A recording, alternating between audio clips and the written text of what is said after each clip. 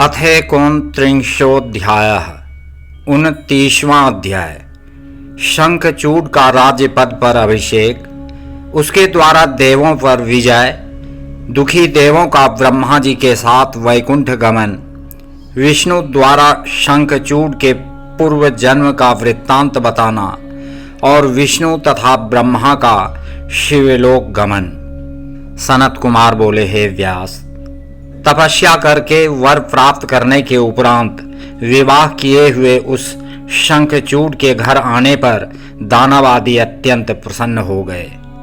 अपने लोक से शीघ्र निकलकर सभी असुर एकत्रित हो अपने गुरु शुक्राचार्य को साथ लेकर उसके पास आए और विनय पूर्वक उसे प्रणाम करके आदर पूर्वक उसकी स्तुति करते हुए उसको समर्थ एवं तेजस्वी मानकर प्रसन्नता पूर्वक वहीं पर स्थित हो गए। दंभ के पुत्र शंखचूड ने भी अपने घर आए हुए उन कुल गुरु को देखकर बड़े आदर से महाभक्ति पूर्वक उन्हें साष्टांग प्रणाम किया। तत्पश्चात दैत्यों के कुलाचार्य शुक्र ने उसे देखकर उत्तम आशीर्वाद प्रदान किया और देवताओं तथा दानवों का वृत्तांत उससे कहा। उन्होंने देव दानव के स्वाभाविक वैर, देवताओं की विजय, असुरों की पराजय तथा बृहस्पति के द्वारा देवताओं की सहायता का वर्णन किया। इसके बाद गुरु शुक्राचार्य ने सभी दैत्यों की सम्मति लेकर दानवों एवं असुरों का अधिपति बनाकर उसे राज्य पद पर अभिषिक्त किया। उस समय प्रसन्न मन वाले असुरों का महान उत्सव हुआ। उन सभी ने प्रेम पूर्वक उस शंखचूड को नाना प्रकार की भेंट अर्पण की। वह वीर तथा महाप्रतापी दंभपुत्र शंखचूड राज्य पद पर अभिषिक्त होकर अत्यंत शोभित होने लगा। वह दैत्यों, दानवों एवं राक्षसों की बहुत बड़ी सेना लेकर रथ पर आरूढ़ होकर इंद्रपुरी को जीतने के लिए वेग पूर्वक चल पड़ा। उस समय विजय यात्रा के लिए जाता हुआ वह दानवेंद्र उन दैत्यों के बीच ताराओं के मध्य में चंद्रमा की भांति तथा ग्रहों के मध्य में ग्रहराज सूर्य के समान सुशोभित हो रहा था।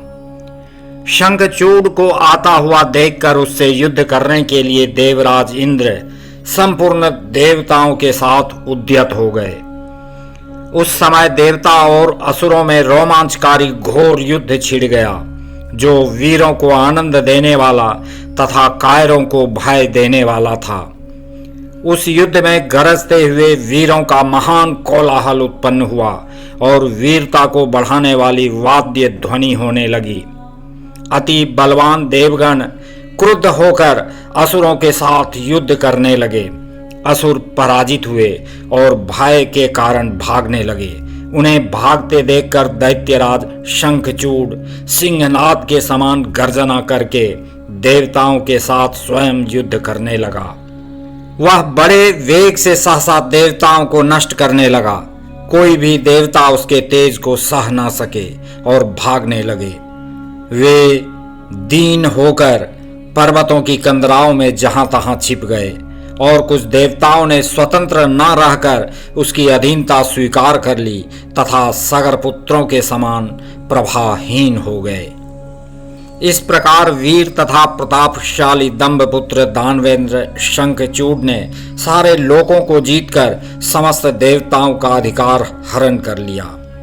उसने तीनों लोकों को तथा संपूर्ण यज्ञ भागों को अपने वश में कर लिया। वह स्वयं इंद्र बन गया और सारे जगत पर शासन करने लगा। उसने अपनी शक्ति से कुबेर, चंद्रमा, सूर्य, अग्नि, यम तथा वायु का अधिकार छीन लिया।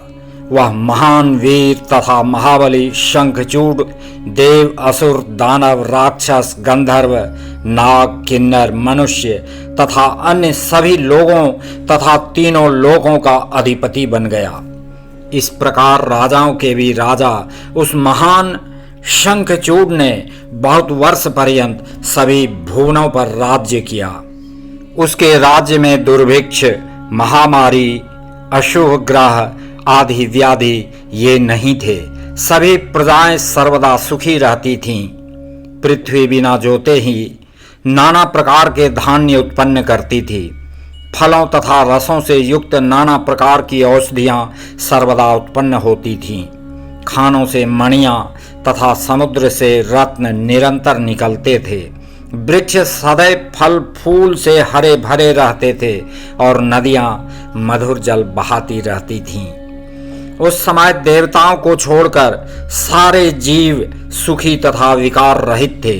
चारों वर्ण एवं आश्रम के सभी लोग अपने अपने धर्म में स्थित थे। इस प्रकार उसके शासनकाल में कोई भी दुखी नहीं था। भ्रातृवैर को लेकर केवल देवता ही दुखी थे। वह महाबली शंखचूड़ गोलोकवासी श्री कृष्ण का परम सखा था। साधु स्वभाव वाला वह श्री कृष्ण की भक्ति में सदा निरत रहता था।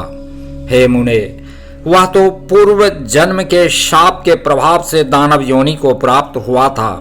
दानव कुल में जन्म होने पर भी वह दानवों की सी बुद्धि वाला नहीं था। हे तात, तत्पश्चात राज्य से वंचित तथा पराजित सभी देवता आपस में मंत्रणा कर और ऋषियों को साथ लेकर ब्रह्मा की सभा में गए। उन्होंने वहां ब्रह्मा जी को देखकर उन्हें प्रणाम कर तथा विशेष रूप से उनकी स्तुति करके व्याकुल होकर ब्रह्मा जी से सारा वृत्तांत निवेदन किया।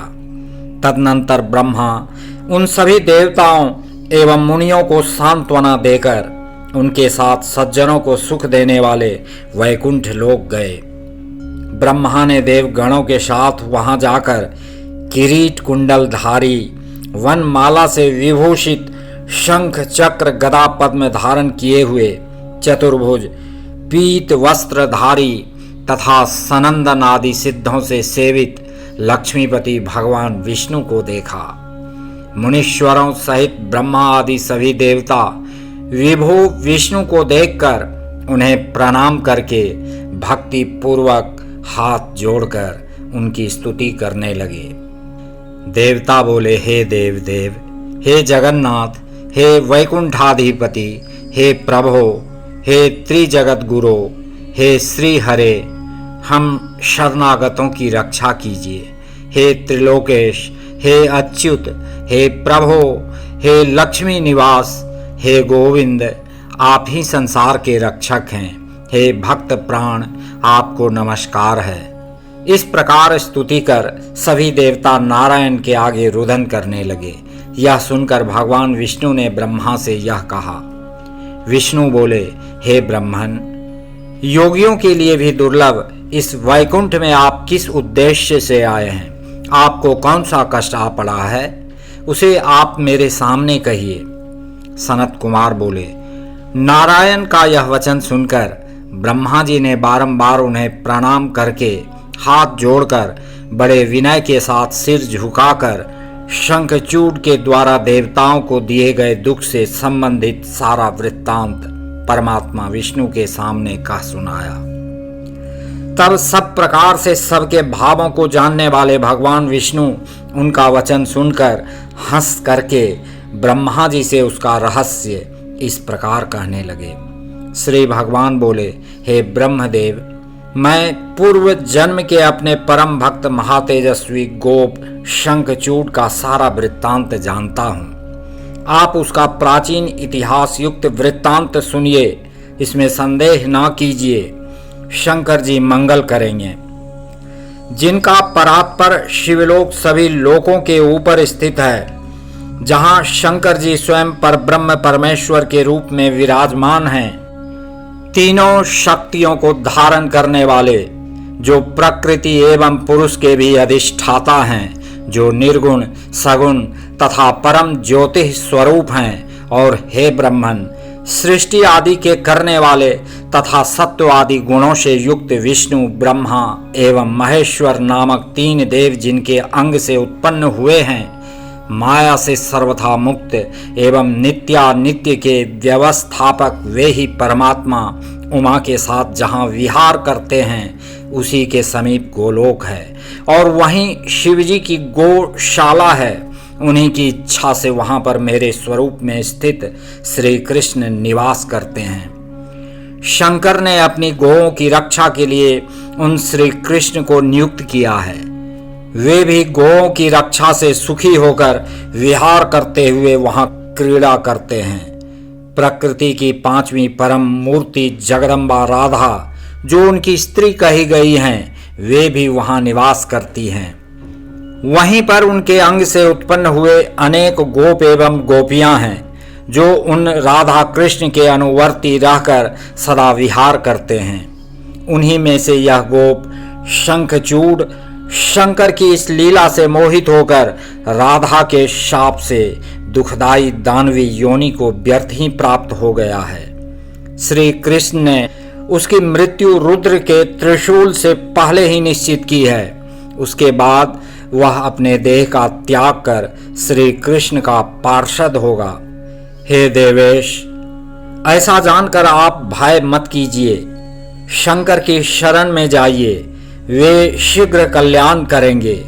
मैं, आप एवं सभी देवता भय रहित होकर यहाँ निवास करें। सनत कुमार बोले।